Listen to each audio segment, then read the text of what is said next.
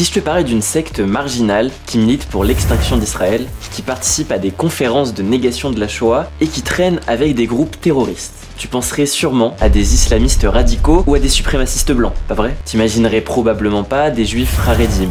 Et pourtant, c'est exactement de ça qu'on parle ici. Laisse-moi te présenter les Neturei Karta, la secte la plus extrême et marginale du judaïsme. Leur théologie, complètement déformée, les amène à se rapprocher des pires ennemis du peuple juif. Alors voilà la question à $1 million.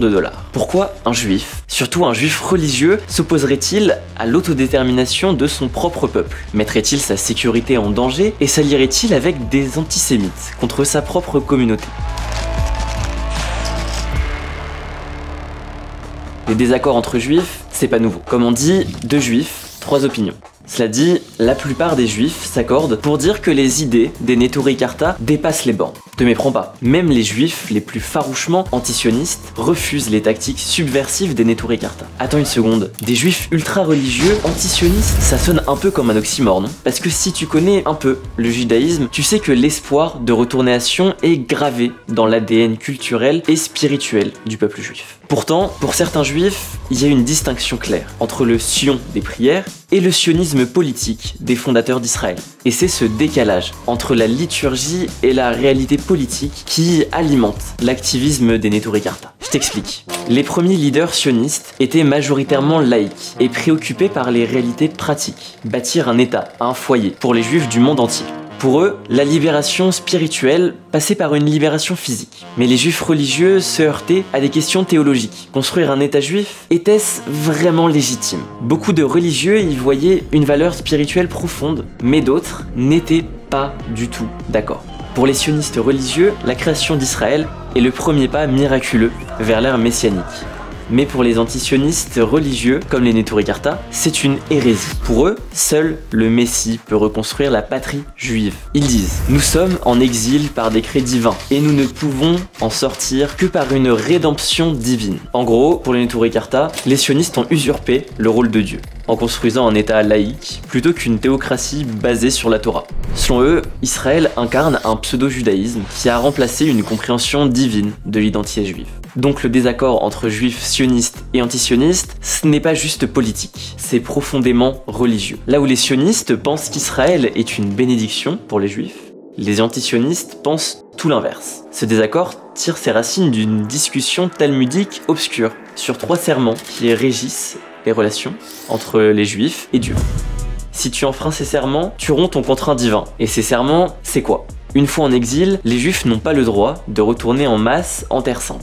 Les juifs ne doivent pas se révolter contre les gouvernements des pays où ils vivent. Les nations ne doivent pas persécuter les juifs trop durement. Quand le sionisme politique a émergé, au début du XXe siècle, certains leaders religieux, s'appuyant sur ces 2 premiers serments, ont formé des groupes antisionistes. En 1921, Jérusalem comptait déjà 2 groupes haredim distincts qui collaboraient pour contrer l'influence sioniste. Pendant un moment, ces groupes étaient un gros obstacle pour les sionistes. Ils demandaient aux Britanniques d'abandonner leur soutien au projet sioniste, promettaient leur allégeance au roi de Jordanie s'ils prenaient le contrôle de la terre promise. Ils avaient des mots très durs pour les sionistes. Mais tout a changé en 1936 avec une révolte arabe en Palestine. Les paramilitaires sionistes, comme la Haganah, ont défendu les communautés juives. Malgré leurs efforts, des centaines de juifs ont été massacrés.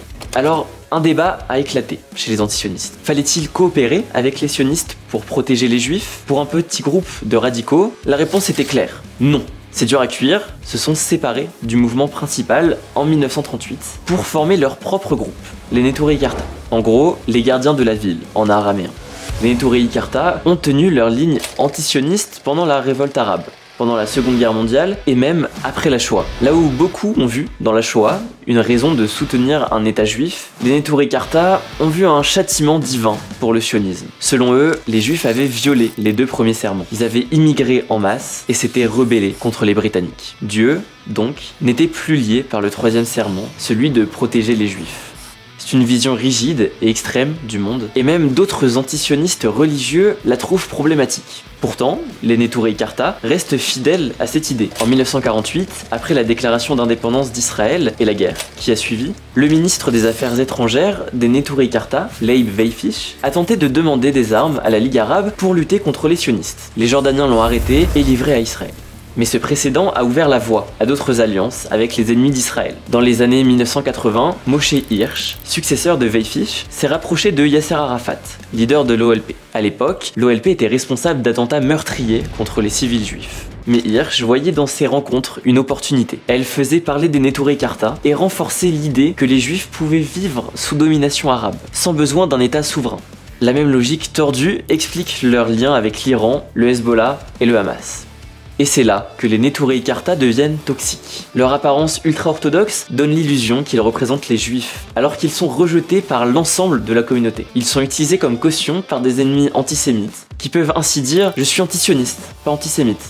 Mais en réalité, les alliés des Neturei Karta ne font aucune distinction entre sionistes et antisionistes. Leurs bombes et leurs roquettes visent tous les juifs. En résumé, les Neturei Karta ressemblent à des juifs. Ils parlent comme des juifs, mais ils trahissent leur propre peuple en soutenant ses ennemis. Ils sont les loups déguisés en agneaux. Alors la prochaine fois qu'on te présente les Neturei Karta comme preuve que des juifs s'opposent aux sionistes, souviens-toi, ils sont les parias idéologiques du judaïsme.